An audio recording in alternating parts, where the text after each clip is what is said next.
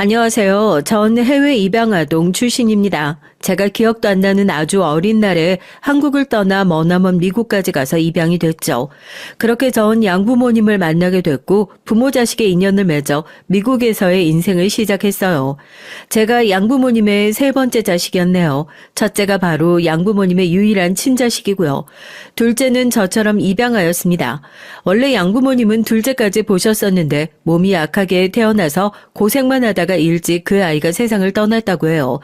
그때 양부모님이 많은 충격을 받으셨고 첫째도 심적으로 무척 힘들어하고 우울해하면서 마음의 문을 닫고 말도 거의 안 하는 아이가 되었던 것이죠. 그런데 양부모님의 가까운 지인이 봉사활동에 꾸준히 관심이 많은 분이셨던 겁니다. 그러면서 그 지인분이 양부모님을 향해 자연스레 입양을 알려주면서 권하게 되셨던 것이에요. 처음엔 양부모님이 아이를 입양할 마음까지는 없으셨지만 허한 가슴 속을 채우기 위해 아동을 대상으로 봉사활동을 다니시다가 마음이 바뀌셨어요. 그렇게 둘째를 입양하셨던 겁니다. 왜냐하면 둘째를 입양함으로써 친자식인 첫째가 일상의 활력을 되찾았거든요. 새로운 존재가 집안에 새로운 활기를 불어넣었던 겁니다. 달라진 일상을 누리며 가정은 평안해졌고요. 시간이 더 흐르고 난 뒤에 양부모님은 절 입양하셨어요. 둘째라는 성공적인 전적이 있었기 때문에 제가 입양될 수 있었던 듯 싶네요. 둘째는 입양 당시 미국 나이로 5세였는데 그에 비하자면 전 갓난아기 수준의 나이에 입양이 됐죠. 그래서 양부모님이 더 신경 써서 행복한 마음으로 절 키우셨다고 하네요. 참으로 감사한 일입니다. 어렸을 땐 말이죠. 제가 인종차별이라는 것에 대해서 잘 모르고 있었거든요. 집안에서 저만 동양인이라는 사실도 원래부터 그랬기 때문에 그걸 이상하다거나 부자연스러운 현상이라고 생각해 본 적이 없었어요. 그냥 원래 가족은 그런 모습으로 구성이 되어 있는 것이라고 생각했을 뿐입니다. 하지만 제가 인종차별 문제라는 걸 직접 겪으면서 알게 됐으니 그건 바로 제가 학교에 다니고 나서부터였어요. 동양인에다 입양하라는 사실까지 얹어서 절 조롱하고 놀려대고 비웃는 못된 놈들이 꽤 있었거든요. 못된 놈들이 굉장히 모욕적인 제스처를 저의 바로 눈앞에서 취하는 건 너무나도 자주 있는 일이었습니다. 도대체 내가 뭘 잘못했길래 이런 일을 당해야 하는 걸까? 억울하고도 속상했죠. 제가 어쩔 수 없는 부분으로 인해 일방적으로 멸시를 당해야 한다는 사실이 견디기 힘들었던 것 같아요. 하지만 반격할 자신도 없었던 데다가 만약 어설프게 반격했다가 몇 배로 돌려받게 되면 그땐 제가 죽은 목숨이라는 생각이 들어서 가만히 있는 방법밖에 없었네요. 아무런 논리도 없이 그저 혐오하기 위해서 인종차별을 행하는 못된 놈들은 정말로 질이 나빴기 때문에 그들을 정면으로 건드렸다간 큰일 날 것이라는 생각이 들었더랬죠. 그렇게 간신히 학교를 다니던 무렵이었습니다. 양부모님은 또 입양을 행하셨어요. 그래서 양부모님에겐 자식만 넷이 됐고요. 저에겐 동생이 생긴 것이었습니다. 이번이 마지막 입양이라고 말씀하시던 양부모님을 보며 전 대단하다는 생각이 들었어요. 집안 형편이 썩 대단히 넉넉한 것까진 아니었건만 베푸는 정신으로 계속 입양을 하셨으니까요. 이름으로 쓰면 듣는 분들이 헷갈릴 수 있으니 저를 포함한 네 자식들은 그냥 첫째, 둘째 이렇게 순서로 표기를 해볼게요. 제 눈에 첫째 역시도 양부모님만큼 대단해 보였습니다. 피가 한 방울도 안 섞인 동생만 자기 아래로 셋이었는데 입양 온 동생들에게 때마다 부모의 관심을 빼앗겼는데 어쩜 그렇게 마음을 넓게 쓸 수가 있을까 싶어서 첫째가 신기하기까지 했었네요. 그 누가 보더라도 우리 가족은 피가 다 섞인 친가족이라고 보이진 않았습니다. 생김새만 봐도 티가 났고요. 특히 전 혼혈도 아니고 순수 동양인이었으니까요. 아무래도 서로 피가 이어진 가족이라고 생각하지 않을 가족의 모습이었으나 그럼에도 어쨌든 한 가족이었습니다. 서로 눈물나게 애틋하진 않아도 서로 갈등을 빚지 않고 자식들끼리 평화롭게 지냈고요. 전 중학교에 입학하고 나서 인종차별을 앞장서서 행하는 어떤 선생님 때문에 많이 힘들어 했었어요. 난 미국인이지만 그럼에도 미국인이 아닌 것 같아. 어째서 나 스스로가 이방인 같지? 난 뭘까? 난 대체 누굴까? 사춘기까지 겹쳐서 머릿속엔 이런저런 복잡하게 우울한 감상들이 가득 찼었습니다. 이 세상에 절 알아주는 존재는 단 한 명도 없다고 속으로 생각하던 나날이었죠. 천만다행이었던 건 그 무렵에 이사가 결정돼 있다는 겁니다. 양아빠의 일자리 문제 때문이었죠. 이사를 하게 된 것 같다는 말씀이 맨 처음 양부모님의 입에서 나왔을 때 전 속으로 쾌재를 불렀었고요. 좀 멀리 가게 됐다는 말씀을 걱정스레 하셨지만 전 오히려 좋았었네요. 이사를 가는 게 정해지고 나니까 우울하기 짝이 없는 학교 생활도 버틸만해졌고 인종차별주의자 선생님도 더 이상 안 봐도 된다고 생각이 드니까 견딜만해지더라고요. 우리 가족은 오리건주로 이사를 갔습니다. 미국 땅이 굉장히 넓잖아요. 동부에서 서부로 옮겨간 것이기 때문에 생활권이 그 이전과는 완전히 달라진 셈이었어요. 원래 살았던 동네와는 분위기부터 딴판이더라고요. 심지어 사람들의 말투나 화법도 미묘하게 달랐고요. 새로운 곳에서 적응하고 살아가려니까 긴장도 되고 걱정도 됐습니다. 전부 다 더 안 좋아지면 어떡하지? 이번엔 학교에 모두가 날 싫어하면? 그럼 아예 학교를 그만둬야 되나? 가장 염려스러웠던 건 당연히 학교 문제였어요. 또래 친구들과 잘 어울릴 수 있을지 그게 관건이었죠. 그런데 생각 외로 첫 단추부터 잘 풀렸습니다. 왜냐하면 이사간 동네에 재미교포 한국인의 집이 있었기 때문이에요. 그 집은 자식이 둘이었는데 아쉽게도 저와 또래는 아니었지만 처음부터 아주 호의적으로 첫인상 교환을 했었고요. 특히나 그 부부가 저의 양부모님께 좋은 권유를 해주셨어요. 그 집이 다니는 한인교회에 제가 가끔이나마 가면 좋을 것 같다고 말을 꺼내준 거예요. 양부모님은 저에게 한인교회에 나가고 싶은지 의견을 물어보셨고 전 새로운 인간관계에 대한 두려움이 있었지만 극복해야 한다는 마음으로 한인교회에 한번 나가보겠다고 말씀드렸습니다. 저로선 정말 잘된 일이었어요. 왜냐하면 그 한인교회에서 또래 친구들을 많이 사귀게 됐거든요. 게다가 가장 고무적이었던 부분은 영어가 아주 어설픈 언니들이 있었는데 제가 그 언니들을 통해서 한국말을 배우게 됐다는 것입니다. 전 마음속에 언제나 한국말을 구사하고 싶다는 생각이 자리 잡고 있었거든요. 말로 유창하게 잘하진 못해도 최소한 한국말을 알아듣고 이해하는 정도만 되어도 좋겠다는 바람이 있었습니다. 그런데 그때까지 전 한국인들을 만나더라도 영어가 아주 유창한 사람들만 만났었기 때문에 굳이 배울 수 있는 기회가 없었어요. 하지만 이제 한국말을 배울 기회가 생겼던 겁니다. 그 언니들의 영어 실력이 느는 것보다 제가 한국말을 배우는 속도가 더 빨랐었죠. 관심이 있고 열정이 가득하면 그만큼 빨리 배우게 되나 보더라고요. 한국말을 배우고 익히는 건 단순히 언어 하나를 습득하는 것 이상의 의미가 저에게 있었어요. 저만의 것을 가지게 된 셈이었으니 그 의미가 남다를 수밖에 없었죠. 전 언제나 화목한 가정 안에서 있었으나 이상하게 제가 이방인이란 생각을 살면서 항상 가지고 있었거든요. 제가 양부모님의 은혜를 입어서 인생을 이렇듯 살게 됐다는 생각이 강했습니다. 이건 저로 하여금 양부모님을 향한 감사한 마음과 더불어서 제가 진짜 정체성은 이방인이라는 마음을 갖게 했던 거예요. 그래서 제가 원래는 한국인이니 한국말을 배워서 오롯이 저만의 것을 갖추게 된 것이 엄청 뿌듯하고 보람이 됐던 것이죠. 어찌 보면 참 희한한 일이에요. 그렇지 않나요? 전 태어난 직후였던 한국에서의 기억이 아예 없는 사람이었습니다. 그러니까 제 인생에서의 기억이 시작되는 지점은 미국에 있었어요. 제 평생이 미국에 국한되어 있었으며 절 제외하고 가족 중에서 동양인은 없었습니다. 그럼에도 불구하고 전 제 뿌리가 여기에 있지 않으며 한국에 있을 것이란 생각을 왜 했던 것일까요? 한국을 직접 겪어본 경험조차 저에겐 없었던 것을요. 전 중학교 시절을 아주 조용히 보냈습니다. 활발하고 즐거운 학교 생활은 비록 못되었지만 절 괴롭히고 차별하고 못되게 구는 선생님이나 학생들이 없다는 것만으로도 안심이 됐고 만족스러웠던 듯 싶어요. 고등학교 시절도 거의 비슷했고요. 대체로 조용히 지냈습니다. 한국하고는 양상이 대체로 다른 점이 미국에선 자식이 성인이 된 순간부터 독립적으로 자기 인생을 개척하러 떠난다는 것이에요. 그게 당연한 흐름으로 여겨졌고요. 각자의 개성을 중시하는 풍토인 만큼 개개인의 독립성도 강했습니다. 저도 어찌됐든 성인이 되면 제 길을 개척하고 제 앞날을 꾸려나가야만 했죠. 그런 걱정 속에 빠져들어 공부를 했었고 그럭저럭 괜찮은 대학교에 들어갔습니다. 양부모님은 저에게 무척 자랑스럽다는 칭찬을 마구 해주셨어요. 전 제가 그 정도는 아닌 것 같아서 민망했었고 앞으로 학비는 제가 벌어서 충당할 생각에 걱정부터 앞섰더랬죠. 정신없이 대학 생활을 시작했었습니다.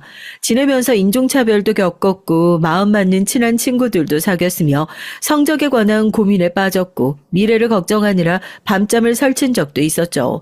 결국 똑같은 상황을 성인이 돼서도 전 반복해서 겪더라고요.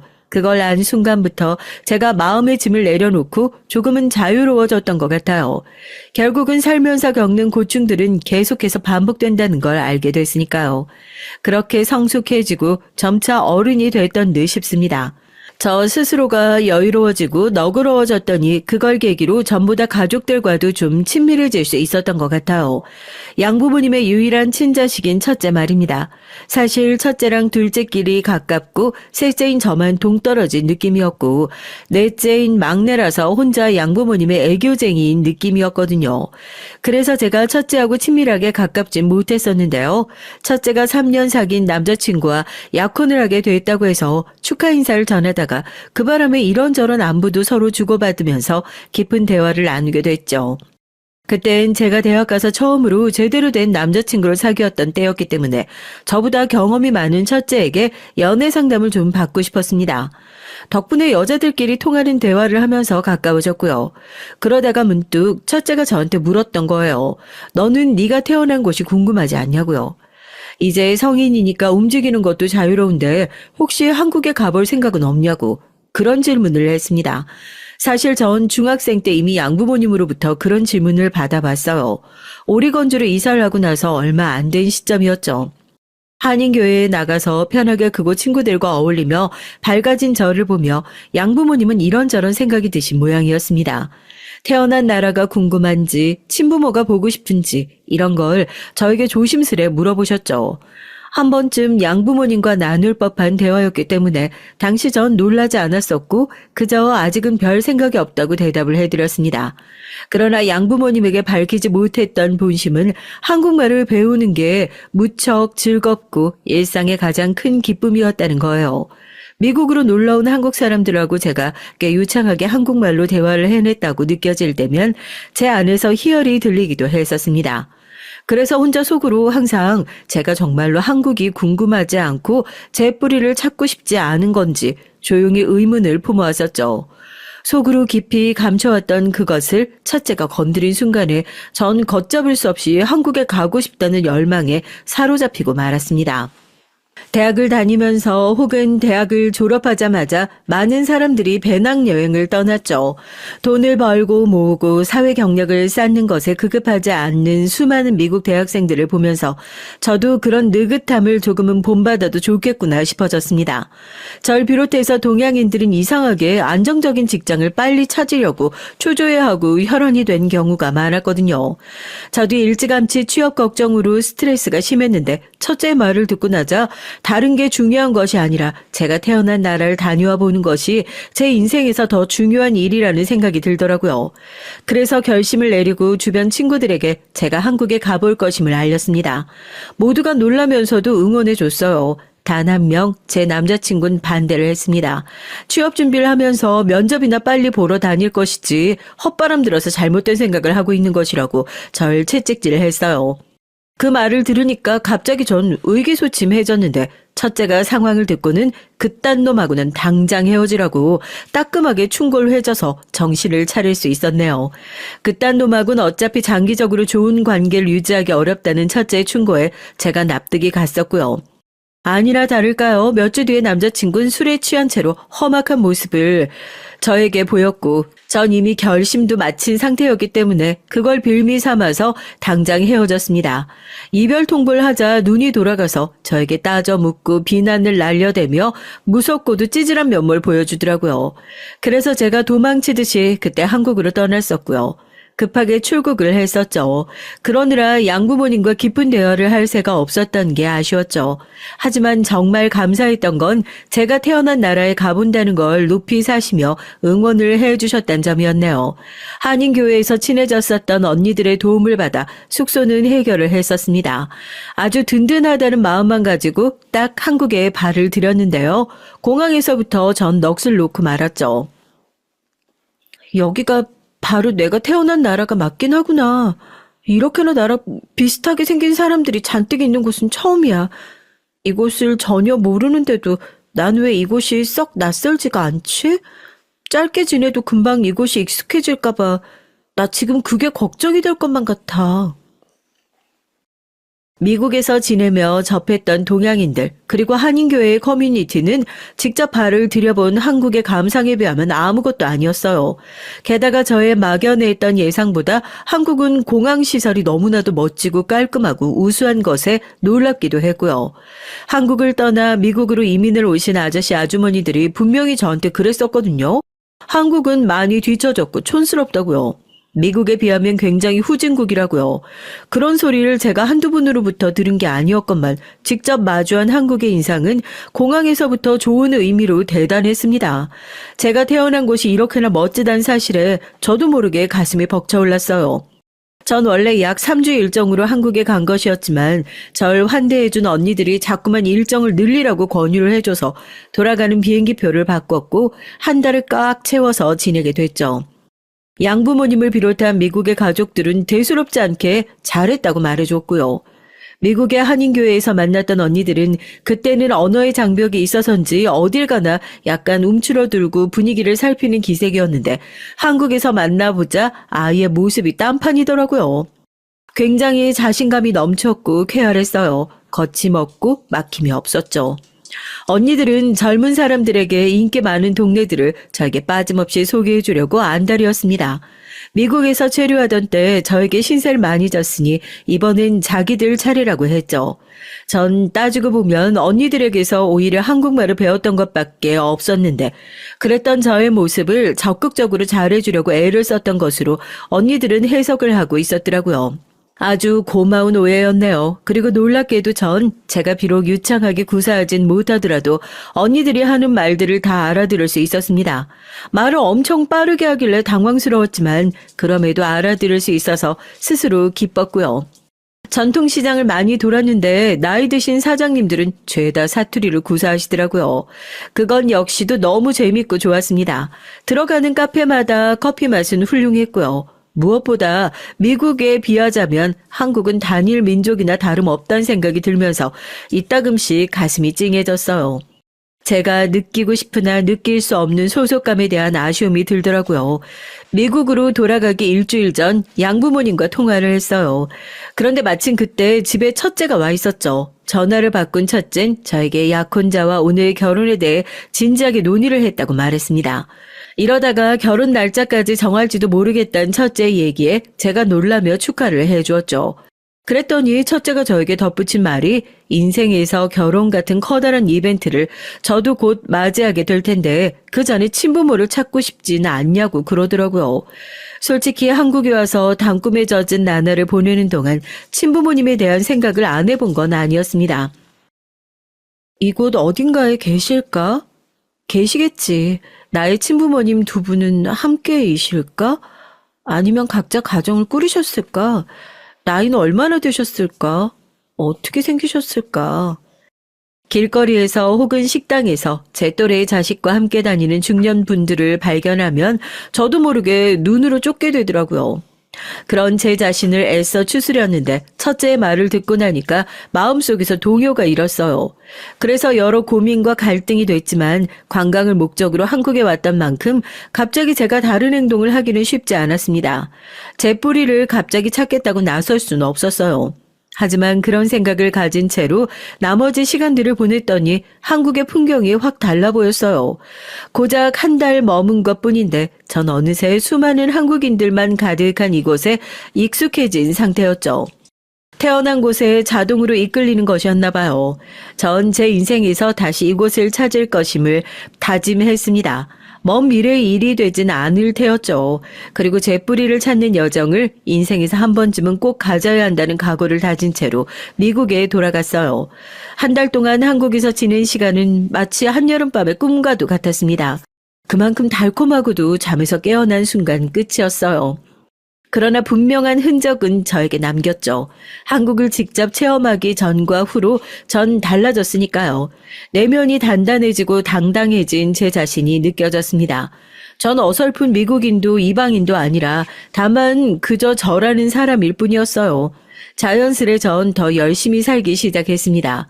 세계는 넓었고요. 단순히 지구가 광활하다는 뜻이 아니라 저마다 살아가는 모습이 가지각색이고 무한하다는 뜻이었어요.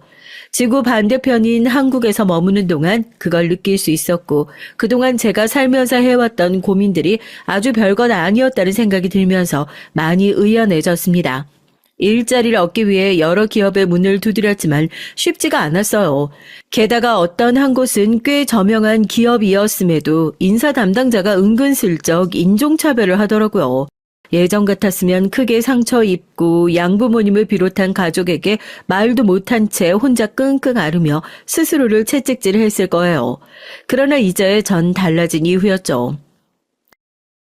니놈이 한국에 가봐라. 시장 바닥에서 한국말 못 알아듣고 어리바리하게 굴어봐야 그곳 할머니들한테 고약한 욕을 한 바가지 쳐듣고 눈물 쏙 빼고 정신 차리지. 니놈이라고 해서 차별 안 당하고 이방인 취급 안 받을 곳 있을 것 같아? 오히려 속으로 그런 생각이나 하면서 피식 웃어 넘겼답니다. 양부모님은 저에게 무리하지 말고 아주 적당한 일자리를 구해도 사는 데는 지장 없다는 말씀을 해주셨어요. 절 위해 그렇게 말씀해 주신 것이었죠. 제가 가족 중에 유일한 동양인이어서 그런지 양부모님은 절 유독 걱정하셨고 유독 나약해 보였고 유한 태도로 염려를 보내셨습니다. 아르바이트 수준의 직장을 구해도 정말 먹고 사는 것 그 자체에는 문제가 없을 것이었어요. 하지만 전 인생의 기준이 어느새 높아진 뒤였습니다. 제가 해볼 수 있는지 없는지 시험을 해보고 싶었고요. 한계까지 도전을 해본 뒤에 그때 가서 패배를 선언하더라도 미리 기권패를 하고 싶진 않았어요. 그랬기 때문에 주변에서 괜히 무리하는 거 아니냐고 핀잔을 주어도 오롯이 저만의 길을 갔습니다. 그리고 전 유명 기업에 입사하는 쾌거를 이뤄낼 수 있었어요. 될 때까지도 도전한다는 자세가 결국 먹혔던 거예요. 멋들어진 번화가에 위치한 기업이었고요. 고층 빌딩에 사무실이 있었죠. 제법 거대했던 그 빌딩 전체에서 동양인은 저를 포함해서 10손가락이 넘어가지 않았을 겁니다. 그 사실에 기가 죽기보단 오히려 도전 정신이 일어났었네요. 어디 한번 멋지게 저의 길을 개척하고 달려가 보자는 각오가 섰어요. 당당하지만 건방지지 않고 할 말은 다 하지만 무리하지 않으며 직원들 사이에서 포용력이 좋다는 평가를 전 입사 몇 달 뒤에 받게 됐습니다. 미국의 직장 문화가 참으로 적나라한 것이 직장 내에서 벌어지는 근무자들 간의 평가를 그 개인에게 다 공개하고 알려준다는 것이었죠. 효율적이고 자유로운 걸 좋아해서 근무 시간에도 자기 시간을 제법 마음껏 쓰게 두는 편이었습니다. 대신 자르는 것이 칼 같아서 아무것도 모르고 평소처럼 출근했다가 갑작스럽게 당신 해고됐다는 통보를 면전에서 받게 되는 경우도 많았죠. 해고 통보를 받으면 유예 기간도 없이 당일부로 즉시 해고였어요. 그러한 미국 직장 문화 안에서 전 평가를 좋게 받는 와중에도 긴장의 끈을 놓지 않는 현명한 선택을 했었죠. 언제 어떻게 잘릴지 모르니까 늘 만반의 태세를 갖춘 채로 근무를 했습니다. 겉으로는 유하게 굴면서 속으로는 결코 방심하지 않는 것, 이게 저의 비결이었던 것 같아요. 대놓고 인종차별을 하진 않았지만 절 못마땅하게 여겼던 동료가 있었는데 학벌도 좋았고 능력도 좋았고 저보다 반년 입사 선배였으며 심지어 외모도 출중했고요. 그러니 잘난 척도 그렇게나 잘 했었겠죠. 그 동료는 어느 날 해고 통보를 받고서 짐을 쌌고 멍한 표정으로 절 잠깐 응시했다가 그대로 영영 사라졌습니다. 반면에 전 기업에 필요한 인재라는 평가를 받고서 자리를 보존하게 된 건 물론이고 더욱 중요한 업무를 담당하게 됐어요. 그런 만큼 당연히 임금도 더 받게 됐고요. 안정적으로 직장 생활을 이어나가며 전 꽤 매너 좋고 나무랄 데 없는 남자와 연애를 하고 있었습니다. 그런데 뭐든 타이밍이라는 게 있나 보더라고요. 달리 표현하자면 인연의 때 같은 것이죠. 그 남자는 제가 대학 시절 만났던 이상한 놈과 완벽히 대척점에 있는 사람이라 무척 마음에 들었고 전 결혼까지 생각하고 있었습니다. 그런데 그 무렵에 첫째가 이혼을 했거든요. 제가 취업을 해냈던 직후에 결혼을 했던 첫째는 이혼을 하고 말았습니다. 사유는 성격 차이였고요. 꽤 오래 서로 알았던 사이였고 그러다 연애 관계로 발전해서 약혼까지 했던 뒤에 결혼을 했음에도 성격 차이로 이혼을 했습니다. 그 모습을 보며 전 갑자기 결혼이 망설여졌고요. 고작 1년 만난 남자를 제가 뭘 자세히 알 수 있겠나 싶더라고요. 게다가 첫째의 이혼을 보고서 둘째는 비혼 선언을 했어요. 본인은 앞으로 연애만 하고 결혼을 안 할 거라고 했죠. 양부모님이 머리 아파하시면서도 헛된 인연을 만나 인생을 썩힐 바엔 차라리 결혼 안 하는 것도 나쁘지 않다고 하셨습니다. 그래서 저도 꼭 결혼이란 제도에 얽매일 필요까진 없다 싶어서 그 남자와 대화를 나눴었죠. 그리고 뻥 차이고 말았네요. 결혼을 빨리 안 할 거라면 저와 더 이상 만날 이유가 없다고 하면서 그 남자가 절 차버렸습니다. 그런데 문제는 그 남자와 제가 사내 연애 관계였거든요. 아무도 몰래 교제를 한 것이었지만 어쨌든 사내 연애였기에 헤어진 뒤로 제 마음이 불편했어요. 그리고 얼마 안 지나서 더 심기가 불편해진 건 제 옆부서 후배와 그 남자가 교제를 시작했던 겁니다.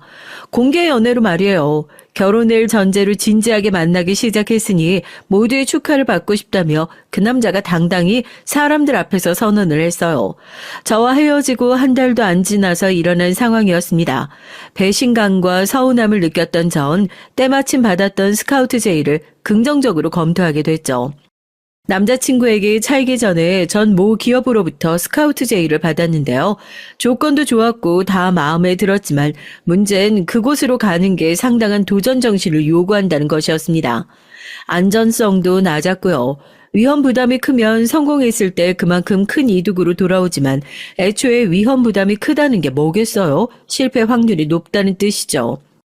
그래서 고사하는 쪽으로 마음을 굳히고 있었는데 그 남자가 그런 행동을 보이는 바람에 전 스카우트 제의를 받아들이고 직장을 옮기는 것으로 확 결정을 내버렸어요.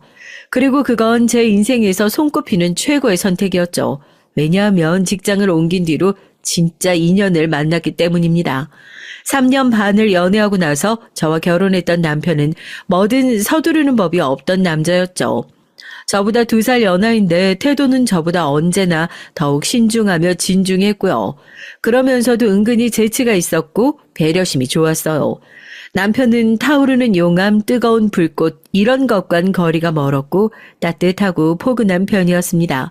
그래서 늘 여자한테 차여왔다고 했었죠. 미지근한 남자라서 당최 사랑을 받는 기분이 안 들고 확신을 못 받겠다고 하면서 여자들이 항상 남편을 찼었대요. 하지만 전 오히려 본인의 영역을 확실하게 지키면서 내면이 느긋하고 여유로운 남편이 너무 좋았습니다. 간섭과 방관 중에 하나를 택해야 한다면 전 방관을 받는 쪽이 나았거든요. 결혼을 서두르지 않았고 천천히 연애를 즐기다가 어느 날 문득 이젠 때가 된 것 같아서 조용히 상의를 한 끝에 부부가 됐습니다. 남편은 혼혈이에요. 시아버지께선 백인, 시어머니께선 백인과 동양인의 혼혈이죠. 그리고 시아버지께선 남편 형제만 셋 있으신데 그 형제분들이 죄다 국제 결혼을 하셨습니다. 전부 외국인과 결혼을 하신 거죠. 그래서인지 시부모님께선 굉장히 사고방식이 개방적이셨고요. 미국으로 입양된 동양인이 며느리가 된다는 걸 꺼려하지도 않으셨고 특별하게 여기지도 않으셨습니다. 그냥 평범한 일상처럼 받아들여 주셨어요. 시부모님께서 능력이 좋으신 편이라 재산이 제법 있었고요. 남편도 잘 벌었고 저 역시 결혼하던 그때까지 계속 꾸준히 잘 벌고 있었으니 감사하게도 어려움 하나 없이 결혼해서 생활을 꾸려나갈 수 있었네요. 전 이르게 결혼했다고 할 수는 없는 나이였지만 그럼에도 아이 갖는 걸 서두를 마음은 없었어요. 남편도 마찬가지였죠. 아이는 있어도 되고 없어도 되고 생기면 낳는 거고 아니면 마는 거고 남편은 그렇게 생각했고 전 그게 좋았으니 천생연분이었네요. 그런데 집에 일이 생겼습니다. 우리 집 막내 넷째 말이에요. 넷째가 결혼도 안 했는데 임신을 한 거예요. 그런데 황당한 건 아이 아빠로 추정되는 놈이 넷째가 임신한 사실을 알리니까 기겁을 하면서 그대로 잠적을 해버렸다는 겁니다. 당연히 그 못난 작태 앞에서 가족들은 모두 뒤로 넘어갈 지경이었고요. 그런데 여기서 더 황당한 것이 있었어요. 넷째가 슬쩍 고백하기를 그놈이 100% 아이 아빠라고 확신까지 못한다는 사실이었습니다. 도대체 그게 무슨 소리냐고 가족들이 전부 화들짝 놀랐죠. 그놈하고 사이가 소원해져서 잠깐 다른 남자를 넷째가 만났었는데 혹시 그 남자가 아이 아빠일 가능성이 있다고 하더군요. 그리고 그 남자와 연락할 길이 끊긴 상태라고 했어요. 양부모님은 뒤집어지셨고 아직 넷째가 나이도 어린 만큼 이런 상황에서 아이를 낳는 건 너무 힘든 길이라고 말씀하셨습니다. 그러나 넷째는 완강했어요. 무조건 뱃속에 아이를 낳아서 키울 거라고 했죠. 아직 아이가 세상에 나오지도 않았지만 이미 자기 목숨처럼 소중하다고 그랬습니다. 그리고 첫째는 넷째의 심정이 이해가 간다며 편을 들어줬고요. 사실 가족들에게 여태 비밀이었는데 첫째는 결혼 생활 도중에 유산을 했었다고 털어놨습니다. 임신 사실을 안 지 얼마 안 돼서 자연스레 그냥 유산이 됐었다고 하더라고요. 당시엔 덤덤하게 넘겼지만 시간이 지나면서 계속 마음이 쓰인다고 말했습니다. 만약 시간을 되돌릴 수 있다면 다시 결혼을 하고 싶진 않지만 떠나보낸 뱃속의 생명은 다시 만나고 싶다는 게 첫째의 신경 고백을 듣고서 전 생각이 많아졌어요. 나를 낳은 친엄마는 왜 날 버렸을까? 그때 무슨 생각이었을까? 그리고 유전적인 병력이라든지 그런 건 혹시 없을까? 궁금한 게 너무나도 많아. 전 내심 직장에서 슬슬 한계에 부딪히고 있기도 했던 때라 남편에게 일을 그만둘 생각을 하고 있다고 밝혔어요. 그러면서 이젠 제 인생의 뿌리를 찾고 싶다고 말했죠. 남편은 흔쾌히 제 뜻을 존중해 주었습니다. 전 양부모님에게 제 뿌리를 찾으러 한국에 가겠다고 말씀을 드렸어요. 그러자 양부모님은 언젠가 이런 순간이 올 거라고 예상했다며 제가 한국에서 꼭 소득이 있기를 기도해 주셨습니다. 전 입양기관에 연락을 취했고 아주 자세한 정보들까지는 알 수 없었어요. 단순한 정보들만 얻을 수 있었는데 어쨌든 희망을 놓지 않고서 한국으로 날아갔습니다. 해외 입양 아동의 친부모 찾기 활동을 도와주고 있는 기관에서도 절 위해 적극 노력을 해주겠다고 그랬으니까요. 입양 간 아동이 세월이 흘러 친부모를 찾고 싶어 해도 여러 가지 현실적인 여건 때문에 실제로 친부모를 찾아서 만나는 경우는 아주 극소수라고 했어요. 전 극소수의 주인공이 될 수 있길 기도하며 갔던 겁니다. 수년 만에 보는 이젠 결혼해서 각자 아기의 엄마들이 된 언니들이 절 반갑게 맞아줬어요. 옛날에 그 언니들이 미국에서 지낼 때 한인교회에서 절 만났었고 시간이 흘러 제가 한국에 나와 한 달간 지냈을 때 그 언니들이 저에게 관광을 시켜줬었는데 이젠 또다시 세월이 흐른 다음에 이렇게 마주하게 되니까 말로 형용할 수 없는 벅찬 기분이 들었습니다. 친분이 있는 언니들과 오랜만에 만난 것으로도 이러는데 만약 제가 친부모님을 마주하게 된다면 그때는 어떤 기분일지 상상도 안 되더라고요. 근데 너 한국말을 왜 이렇게 잘해? 전혀 녹슬지 않았잖아? 메시지로 안부 주고받았으니 그간 실제로 말을 하면서 대화 주고받지는 못했었잖아. 그래서 우린 네가 한국말을 이렇게 유창하게 잘할 수 있을 거라고는 상상도 못하고 있었어. 내가 그동안 한글로 일기까지 꼬박꼬박 써가면서 한국어 공부 게을리하지 않았고 시간 내서 한국 드라마 일부러 찾아보면서 한국말을 공부해왔는데 그럼 이 정도는 당연히 돼야지. 언니들이 놀란 모습 보니까 너무나 보람되는걸? 그동안 한국어 실력을 더욱 열심히 갈고 닦은 보람이 있었습니다. 언니들이 저랑 대화하면서 발음이 아주 자연스럽다며 계속 호들갑을 떨더라고요. 수년 전 한국에서 한 달간 머물렀던 경험은 너무나도 행복했고 저로 하여금 한국어를 더 완벽하게 구사하고 싶다는 욕심을 만들어줬죠. 쉽지 않았던 취업, 더 쉽지 않았던 이직, 그런 과정들 속에서 힘들고 지칠 때마다 전 한글로 일기를 썼어요. 그러면서 마음을 다스리곤 했었죠. 이젠 제 뿌리를 찾아서 진짜 평온을 거머쥘 차례였습니다. 전 기관을 찾아가 담당자와 긴밀하게 상담을 했고 다방면으로 고민을 하고 알아봤지만 결과적으로는 친부모 쪽에서 자식을 찾기를 원하고 만나기를 원해야 성사가 가능한 것이었어요. 광고 기사들을 내보는 게 어떻겠냐는 제안을 듣고 전 바로 응했습니다. 제가 친부모님을 만나고 싶어 찾고 있다는 광고를 냈고 관계자분들과 언니들 모두 저에게 큰 기대까지는 하지 말고 그냥 편안한 마음으로 기다리는 게 낫겠다고 말을 해줬어요. 뭔가 상황이 전개될 거라고 믿고서 한국에 들어왔던 건데 전혀 그러질 못했으니 전 맥이 빠져버렸습니다. 미국으로 돌아갈 날짜도 금세 다가오고 있었고요. 그런데 저에게 기적이 일어난 거예요. 출국 이틀 전 기관으로 연락이 왔습니다. 아무래도 제 자식인 것 같아서요. 제 손으로 제가 보냈던 제 자식인 것 같아서요. 엄마는 그렇게 말씀하시며 우셨다고 합니다. 담당자가 기절할 듯이 놀라고 기뻐하며 저에게 연락을 해왔고 전 즉시 다리에 힘이 풀렸어요. 절 낳아주신 친엄마를 만날 수 있다는 게 안 믿겨져서 심장이 터질 것만 같았습니다. 엄마는 사실 저와 당장 만날 용기까지는 없으셨는데 제가 곧 미국으로 출국한다는 얘기를 들으시고 그렇다면 얼굴을 한번 보겠다고 하셨던 거예요. 저도 그랬지만 엄마 역시도 떠나보낸 자식이 어찌 살고 있는지 지난 세월 궁금하셨겠죠. 그래서 절 잠깐이나마 보고 싶으셨던 겁니다. 전 그렇게 미국 출국 하루 전날 늦은 저녁 시간에 엄마를 만나 뵙게 됐어요. 제가 먼저 기관 담당자에게 함께 카페에 자리를 잡고 있었죠. 떨려서 아무 생각도 못하고 있었어요. 그러다가 엄마가 왔습니다.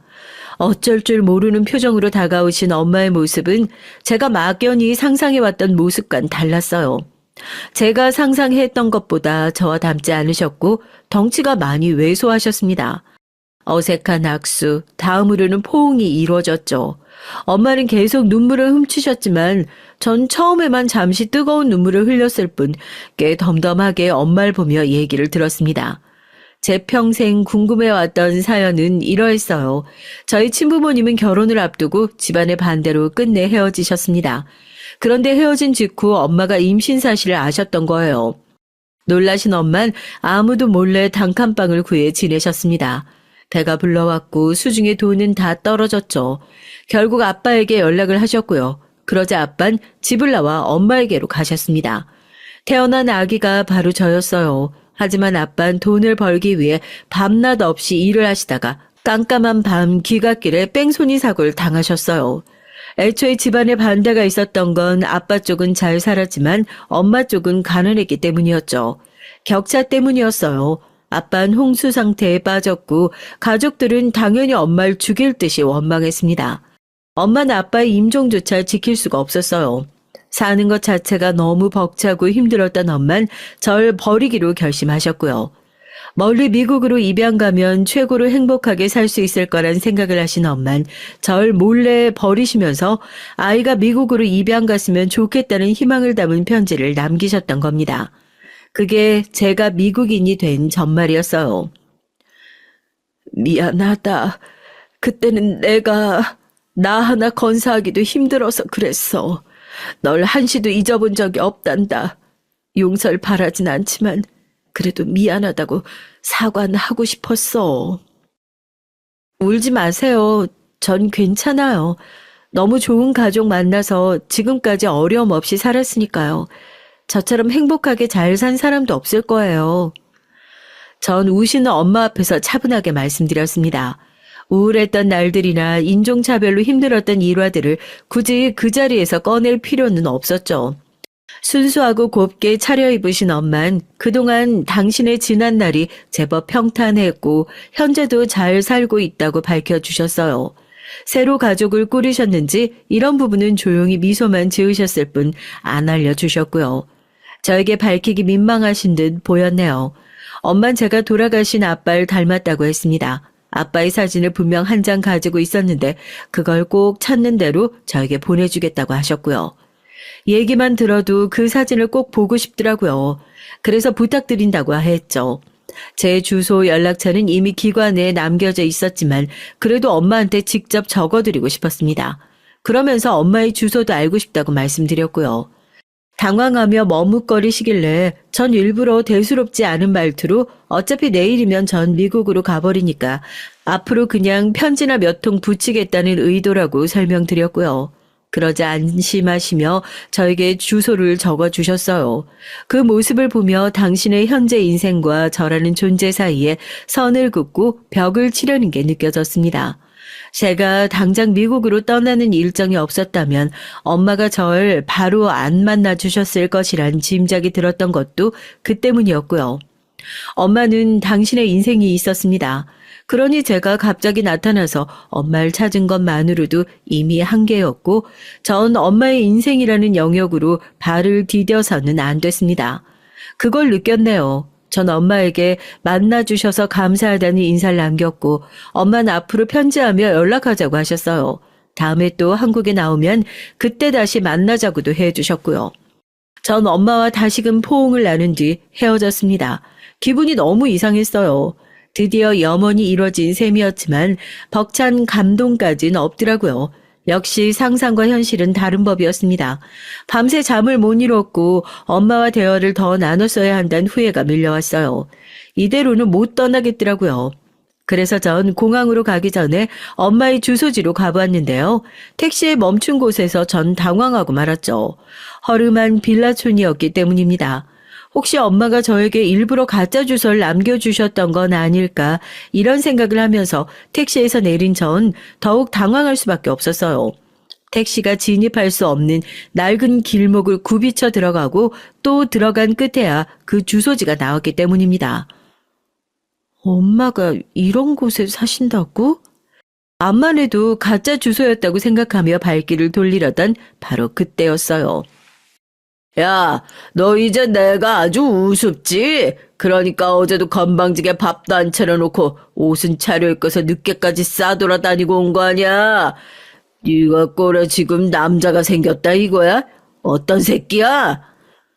그런 거 아니야. 아니기는 뭐가 아닌데 어쭈 어디서 눈가를 똑바로 부라려. 암만 해도 네가 요새 나한테 덜 맞아서 살판이 난 거구나. 오냐 너 오늘 내가 죽을 판으로 만들어줄게. 상스러운 목소리가 들렸고 놀란 제가 확인해보니 어떤 나이든 아저씨한테 머리채를 잡혀 흔들리고 있는 엄마가 보였어요. 정말로 이곳은 엄마가 사시는 곳이었던 거예요. 작고 낡은 단층 주택의 문 밖으로 엄마는 공포에 질려 도망쳐 나온 상태였고 바로 따라온 그 아저씨한테 머리채를 잡힌 채 집 안으로 끌려 들어가지 않기 위해 억지로 버티며 벌벌 떨고 계셨습니다. 제발 말로 해. 말로 이러지 좀 말고. 그렇게 애써봤자 소용없어. 널 도와줄 사람이 있기를 해. 뭐를 해. 넌 할 수 있는 게 아무것도 없다니까. 자식 새끼 하나도 없는 주제에 믿을 구석도 없으면서 어디 건방지게 굴어. 하여간 넌 오늘 제삿날이다. 엄만 망연자실한 채로 질질 끌려가셨고 전 가슴속에서 불길이 솟는 것을 느끼며 외쳤습니다. 당장 그 손 안 놔? 뭐야? 어디서 갑자기 나타났어? 당신 누구야? 나? 자식 새끼다. 어쩔래. 우리 엄마한테서 더러운 손때 이 개자식아. 뭐라고? 자식 새끼? 우리 엄마? 저게 지금 뭔 헛소리라는 거야? 엄마가 놀라서 얼어붙은 얼굴로 절 보셨고 전 망설임 없이 이미 경찰에 신고를 하고 있었습니다. 제가 경찰에게 주소를 알려주는 소리에 그 나쁜 아저씨가 어이없어 하면서 엄마를 놔줬죠. 진짜 자식이냐고 엄마한테 물어본 그 아저씨는 엄마가 울면서 고개를 끄덕이자 저를 향해 삿대질을 하면서 신고해봤자 아무 소용없다고 했습니다. 그러나 꼼짝할 제가 아니었고요. 오히려 당당한 걸음으로 다가가 엄마를 부축했습니다. 그 아저씨는 엄마의 동거인이었어요. 8년이 됐다는 소리를 듣자마자 그럼 그 8년 동안 엄마가 지옥 속에서 살았겠구나 하는 짐작부터 들더군요. 그 아저씨는 엄마에게 지속적으로 넌 외톨이 팔자다. 너랑 살아주는 나한테 고마워해라. 신고하면 널 죽일 거다. 넌 길가의 쓰레기 같은 존재라서 쓸모없다. 이런 말들을 퍼부으며 정신을 무너뜨렸습니다. 엄마는 공포와 무력함 속에 빠져서 지냈었고요. 오늘 미국으로 돌아가는 거 아니었니? 엄마가 어떻게 사시는지만 보고 가려고 했어요. 그런데 이게 뭐예요, 지금. 미국으로 가는 게 문제가 아니잖아요. 엄마, 그동안 이렇게 사신 거예요? 엄만 저에게 이런 모습을 보이셨다는 것이 너무 슬프고 비참하신 모양이었습니다. 저에게 면모가 없고 미안하다 하셨어요. 경찰들 앞에서도 죄가 없음에도 연신 저자세로 구시는 엄마를 보며 전 울분이 터졌습니다. 그래서 제가 적극 해결하기로 결심했어요. 저에게 정말로 미안하시다면 더 이상 이렇게 살지 않겠다고 맹세해 주세요. 그럼 절 버린 엄마를 제가 진심으로 용서해 드릴게요. 그렇게 말씀을 드렸을 때 엄마는 놀란 표정으로 눈물을 흘리셨어요. 비행기를 타지 않은 전 엄마를 모시고 병원으로 갔죠. 진단서부터 끊었습니다. 유약한 엄마가 반격할 거라고는 상상조차 못한 그 아저씨는 계속 경악한 일만 남았어요. 일단 고소를 했고요. 알고 보니 그 아저씨는 맞바람 때문에 이혼한 사람이었는데 자식이 둘 있었어요.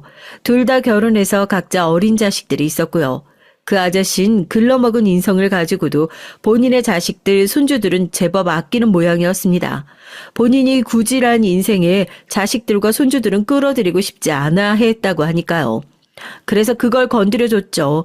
고소장 내용을 자식들한테도 보여줬고요.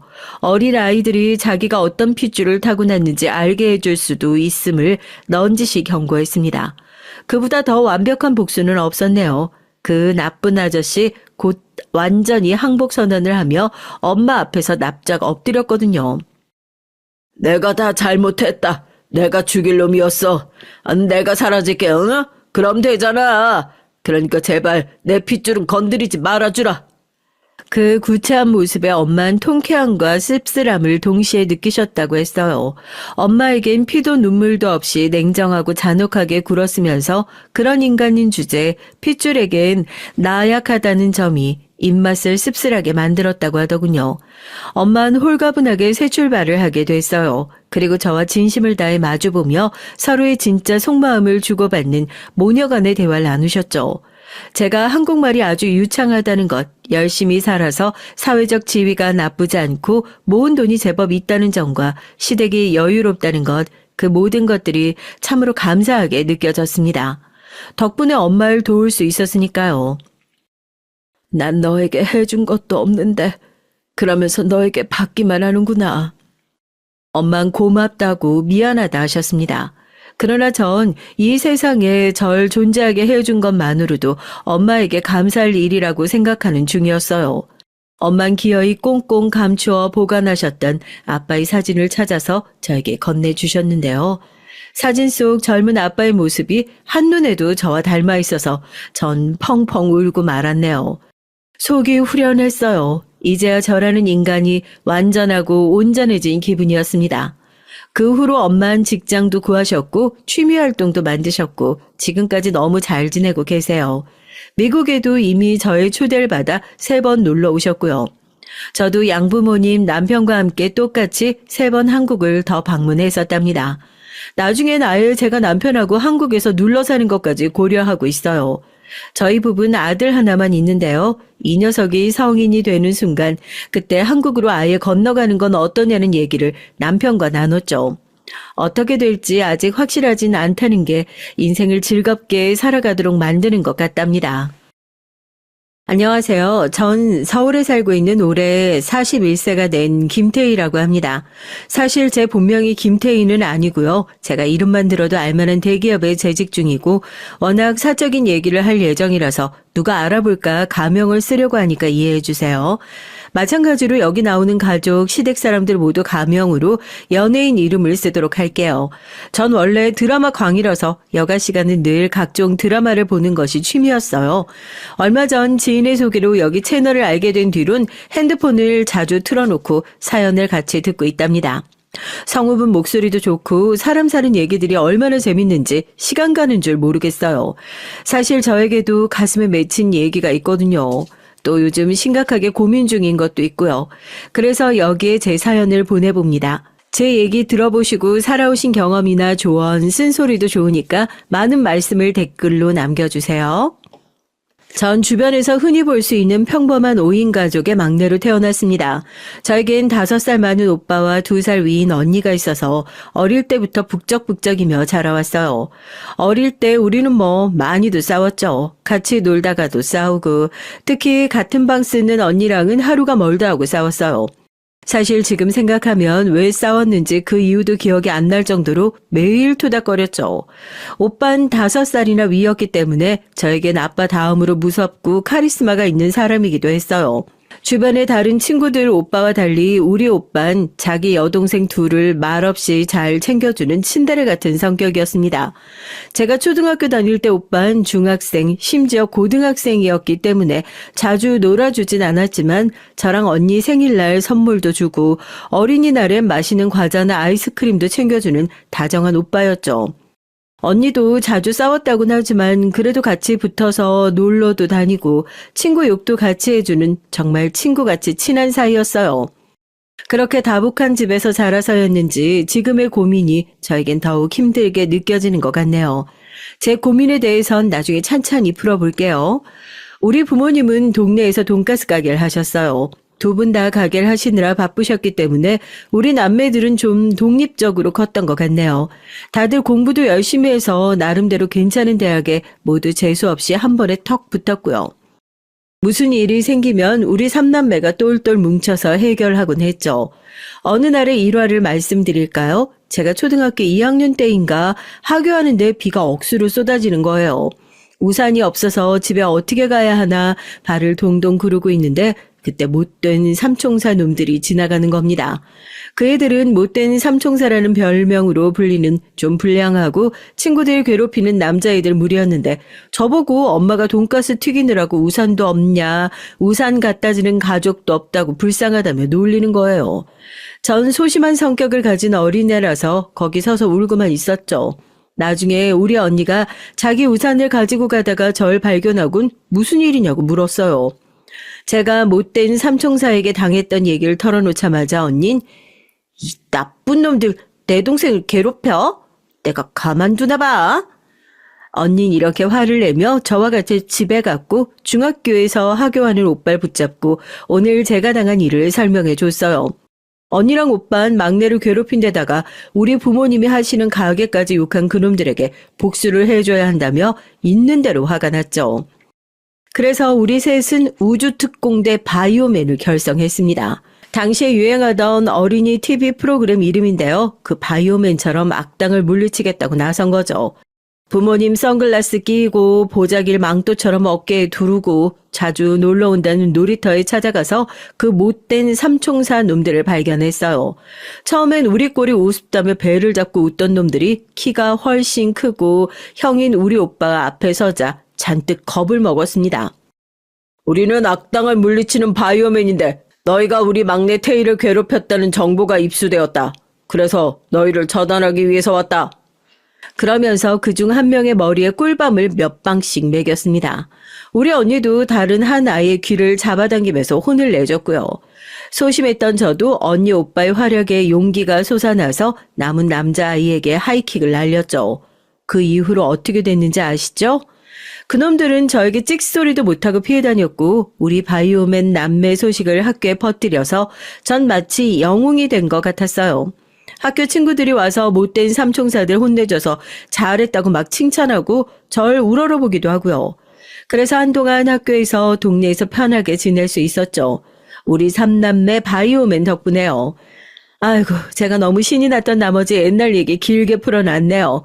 그렇게 평범하지만 잘 지내던 우리 가족에게도 하지만 시련은 찾아왔습니다. 제가 대학교를 입학하던 해에 우리 엄마가 암 선고를 받게 되신 거예요. 엄마가 암이라니 드라마에서만 보던 그런 일이 나에게도 일어나다니 전 이 현실을 받아들이기가 힘들었습니다. 엄마의 몸엔 혈액암이 자라고 있었어요. 악성암이라고 불리는 그런 치유가 어려운 암이었죠.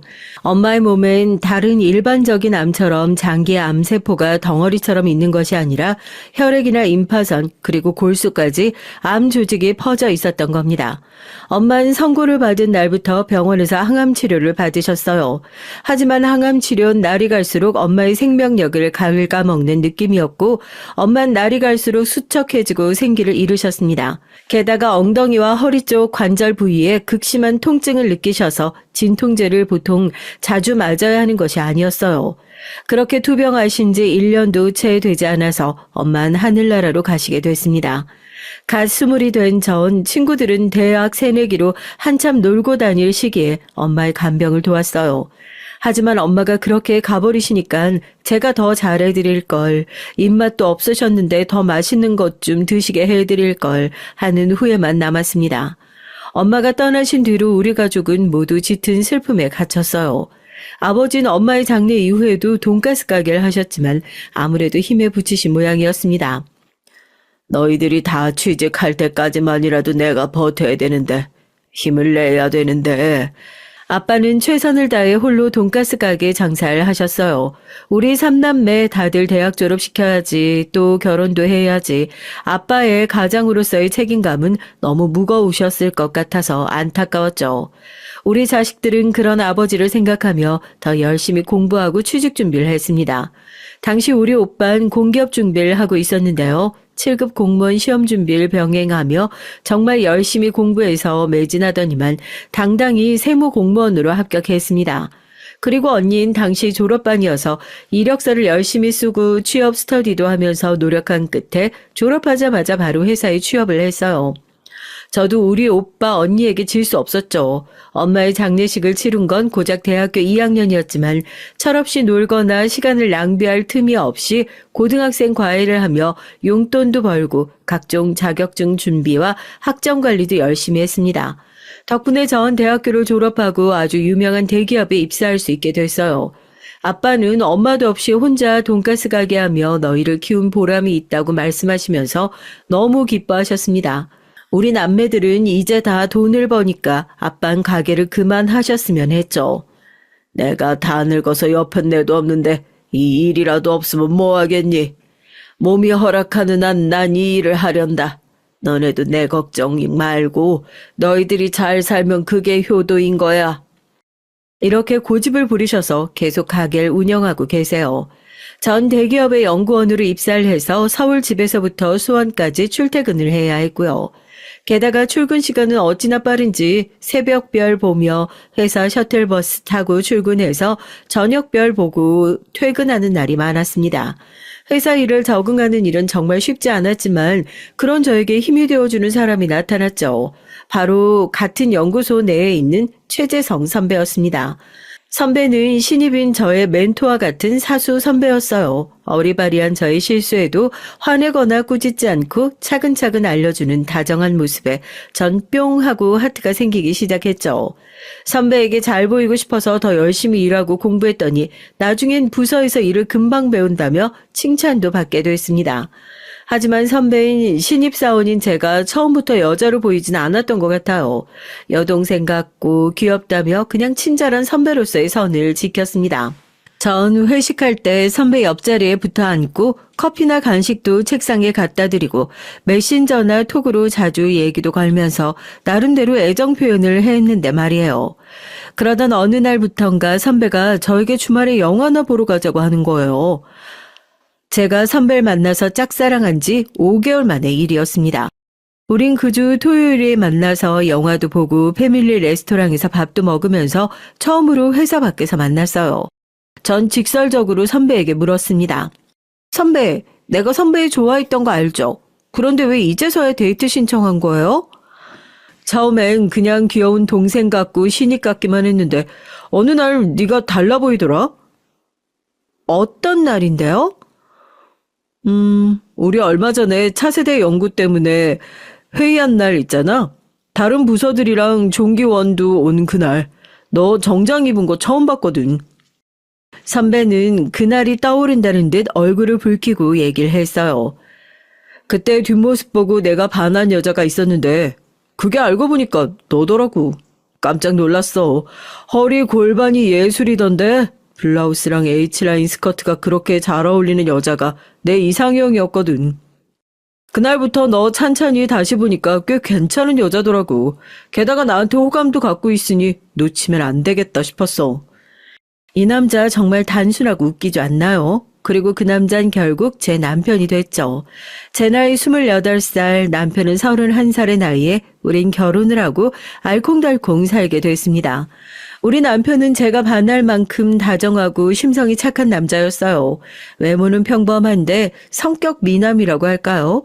하지만 워낙 착하고 낙천적이다 보니 같이 살면선 좀 단점이 보이더라고요. 어느 모임에 가든 회식을 하든 맨날 카운터로 1등으로 달려가서 결제를 하는 나쁜 버릇이 있더라고요. 그래서인지 남편 주변엔 우리 착한 남편을 벗겨먹으려는 사람들이 많아 보였습니다. 저도 사람들 만나는 거 좋아하고 남에게 베푸는 일에 인색한 편은 아니에요. 그리고 우린 대기업 맞벌이 부부니까 아무래도 월급이 여유 있는 편이잖아요. 아무리 그래도 그렇지 특히 시댁에만 가면 우린 그냥 열린 지갑이었습니다. 결혼 전 상견례 식당 비용도 다 남편이 냈다니까요. 그 소식을 듣고 나중에 우리 친오빠가 자긴 그렇겐 신세 못 진다면서 반 정도의 돈을 남편에게 억지로 쥐어줬지만 말이죠. 그 상견례 때 알아봤어야 했는데 우리 시부와 시동생은 맨날 우리 남편 돈만 쓰고 자기 돈은 한 푼도 안 쓰는 자린고비였어요. 그러고 보니 상견례 때의 기억이 떠오르네요. 보통 상견례 자리에 가게 되면 시모를 잘 살펴봐야 된다고 친구들에게 하도 얘기를 듣고 나간 터라 좀 긴장을 했죠. 처음 시부, 시모를 보고 어려웠는데 의외로 시모는 처음 만났을 때부터 너무 인상이 좋으시고 절 푸근하게 대해주시는 거예요. 아, 우리 남편의 푸근함이 시모를 닮았구나 싶은 생각이 들 정도였죠. 엄마가 7년 전에 암으로 돌아가신 것이 마음 한구석에 남아 있었는데 도리어 시모가 먼저 그 말씀을 꺼내시는 거예요. 아가 재성이한테 얘기 많이 들었다. 대학교 때 친정 엄마가 돌아가셨다고 들었는데 그동안 엄마가 안 계셔서 고생이 참 많았겠구나. 그래도 이렇게 참하고 예쁘고 거기에 대기업도 다닐 정도로 능력까지 있으니 얼마나 기특하냐. 사돈어른 따님 참 잘 키우셨습니다. 제가 부족하지만 우리 집 사람이 되면 딸처럼 잘 해주겠습니다. 걱정 마세요. 전 만난 지 30분도 안 돼서 시모에게 반해버리고 말았어요. 상견례를 마치고 우리 아빠랑 언니, 오빠도 모두 최서방 어머니만 보면 결혼 걱정 없겠다고 좋아하셨죠. 그렇게 좋은 시모가 계셨던 반면 남편의 동생과 시부는 좀 대하기 어렵고 불편했어요.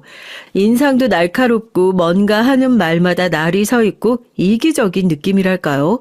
그래도 걱정과 달리 시모가 좋은 분이신 것 같아서 전 시부와 시동생은 크게 신경 쓰지 않았습니다. 하지만 제 인생이 그리 순탄하지만은 않게 돌아갔어요. 결혼식을 올리고 2년 뒤에 시모가 돌아가신 겁니다. 게다가 우리 엄마처럼 시모도 암으로 세상을 일찍 뜨시게 되다니 전 너무너무 슬펐어요. 처음 시모의 암 선고 소식을 듣고 전 먼저 가신 친정엄마 생각도 나고 해서 시모에게 정말 극진히 잘 해드려야겠다고 다짐했죠. 대기업을 다니느라 바쁜 와중에도 주말이면 꼭 어머님 병실에 좋아하시는 꽃이랑 먹거리를 이만큼 싸들고 갔죠. 물론 항암 치료로 입맛을 잃고 대부분 드시질 못했지만요.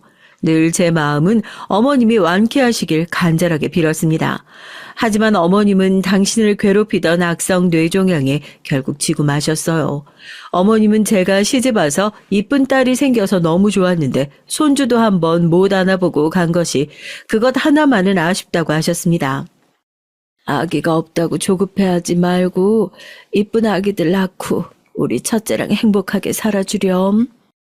저에겐 이렇게 마지막 말씀을 남기고 눈을 감으셨어요. 사실 전 결혼해서 1년 동안 피임을 하고 있었거든요. 그러다가 어머님의 암 소식을 듣고 나서 남편과 상의해서 아이를 갖기로 했죠. 그때 저랑 남편은 피임하지 않고 부부관계를 하면 금방 아기가 생길 줄 알았거든요. 어머님이 잘못되시기 전에 우리의 임신 소식이라도 듣게 되면 좋을 거라고 생각했는데 그건 저의 오산이었습니다.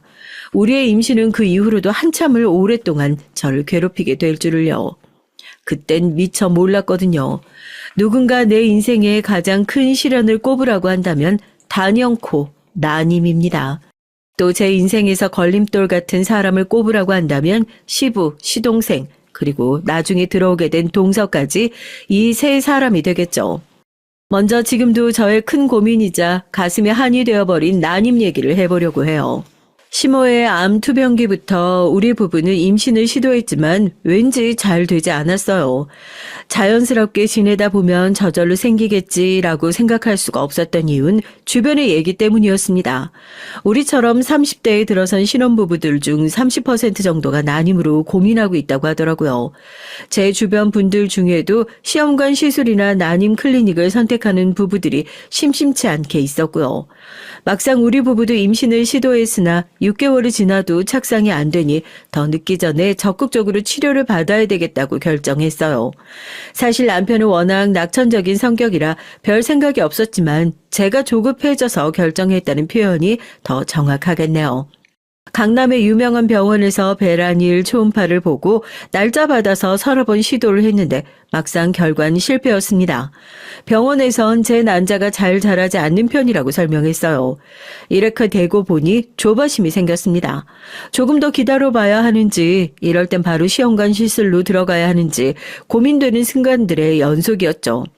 그리고 좀 부끄러운 얘기지만 신혼 때는 눈만 마주치면 불타올랐던 우리 부부의 관계도 막상 날짜를 받아서 숙제처럼 해야 하고 또 생물학적 능력치를 조금씩 업무적으로 챙기다 보니 오히려 전보다 횟수가 줄었던 것 같아요. 점점 그 부부관계에 대한 열정적인 마음도 식은 것 같습니다. 여자인 저도 그렇지만 남자인 남편에게 더 그런 느낌이 들었어요. 이러다가 부부관계를 하지 않는 무늬만 부부가 되는 건 아닐까 불안함도 생겼고요.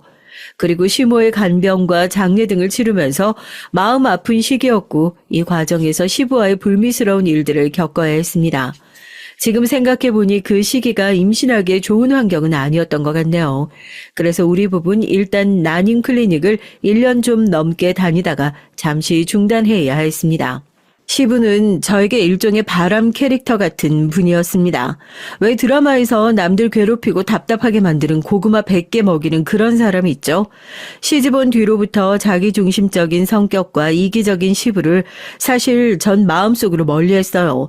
하지만 마음으로 거리를 두더라도 며느리 할 도리하고 미운 마음을 표내고 싶지 않으려고 노력하면서 표면적으로 별다른 문제가 없었어요. 아마도 시모가 계실 땐 시부의 꼬장꼬장한 성격을 좀 커버를 해주셨던 것 같아요.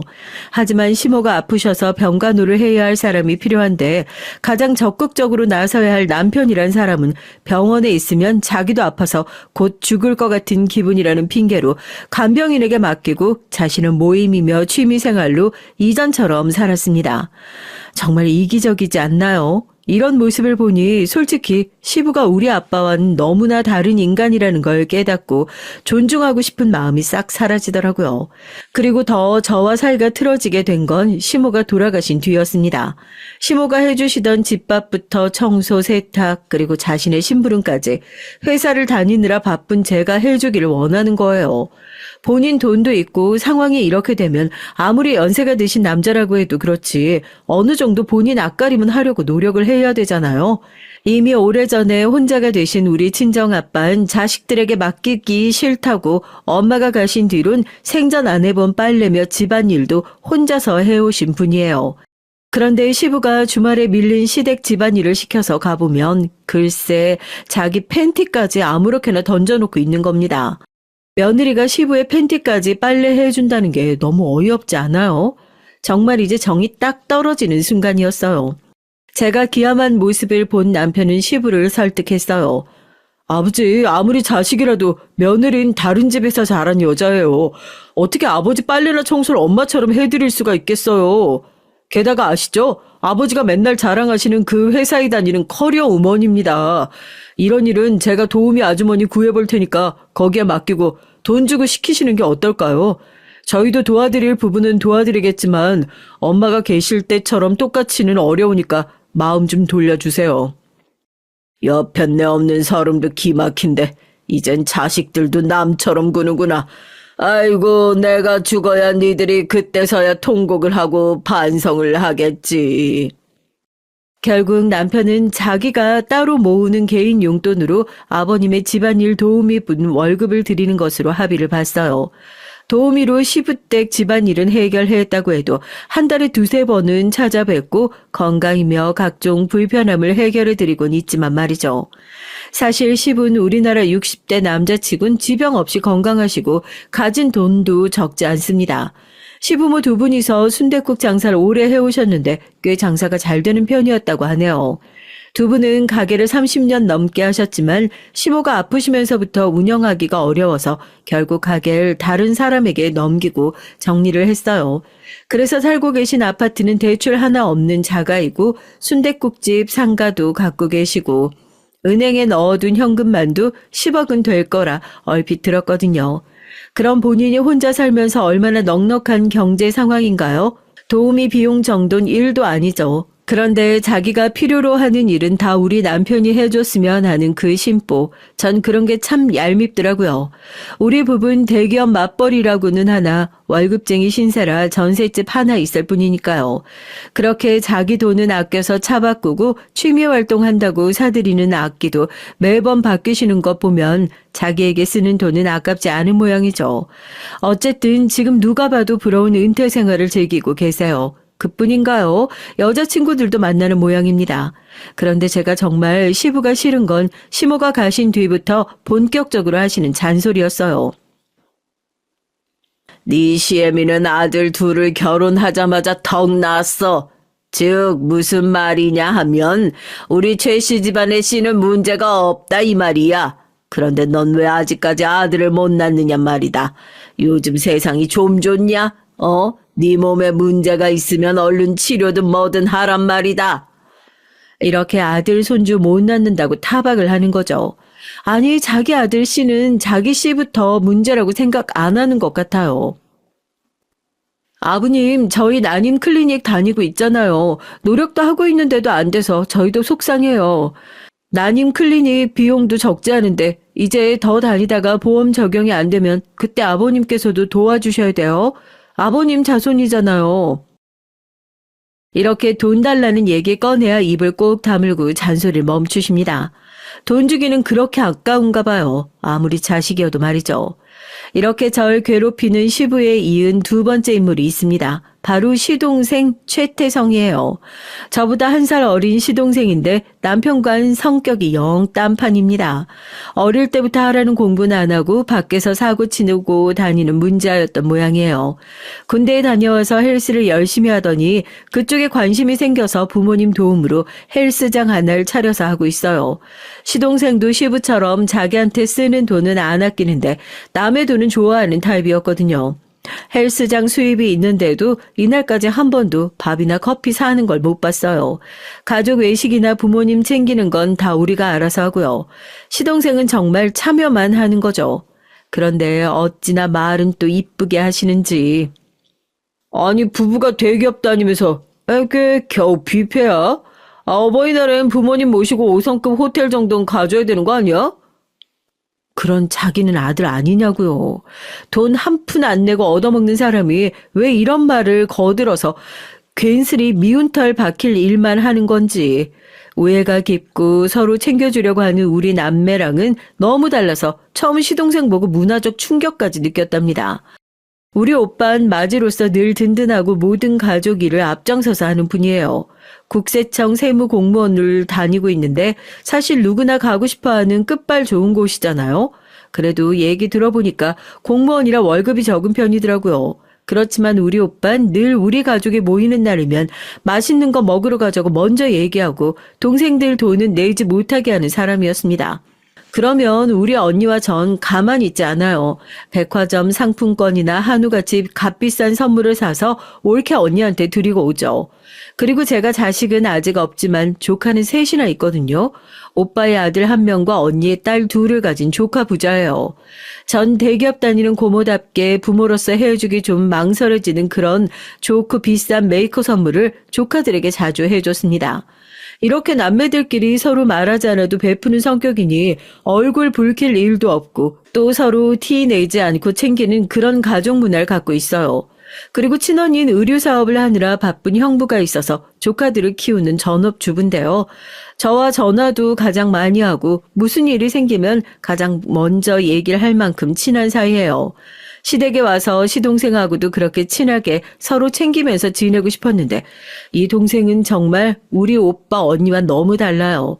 시모가 돌아가시고 외로웠던지 시동생은 갑자기 소개팅을 계속하더니 금방 결혼까지 했어요. 옛말에 초록은 동색, 가재는 개편이라고 했던가요? 맙소사, 글쎄 자기랑 똑같이 염치 없이 구는 동서가 들어온 거죠. 제 세 번째 바람 캐릭터가 이제서 등장했네요. 동선의 친정은 종로에서 무슨 귀금속 가게, 그러니까 금은방을 했다고 들었어요. 그래서 맨날 돈 자랑, 있는 자랑을 그렇게 하죠. 결혼하자마자 서방님은 동선의 친정에서 자금을 빌려주셨는지 헬스장을 확장해서 PT샵까지 하고 있습니다.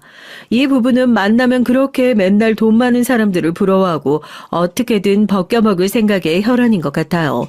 대부분의 대화 주제가 누가 벤틀리를 타고 오더라, 무슨 사업이고 한 달에 얼마를 버냐, 헬스장에 오는 고객분들 얘기를 줄줄 해대요.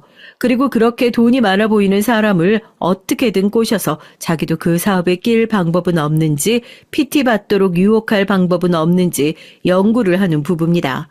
헬스장 광고 전단지에 한 달에 3만 원 이렇게 써놓고 막상 고객들이 물어보면 다른 가격을 얘기하고 그것도 1년치 이렇게 장기로 현금 결제를 해야 할인해준다고 유도하질 않나.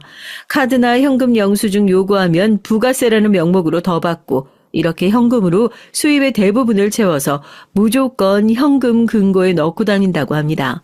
그리고 당연히 세무 수입 신고는 엉망이고요. 어디서든 현금으로만 결제한다고 하네요. 그렇게 법을 어겨놓고 결제 전 녹음하고 세무과에 신고한 어떤 고객을 둘이서 엄청 욕하기 시작하는 거예요. 거지 같은 새끼 어쩌고 하면서요.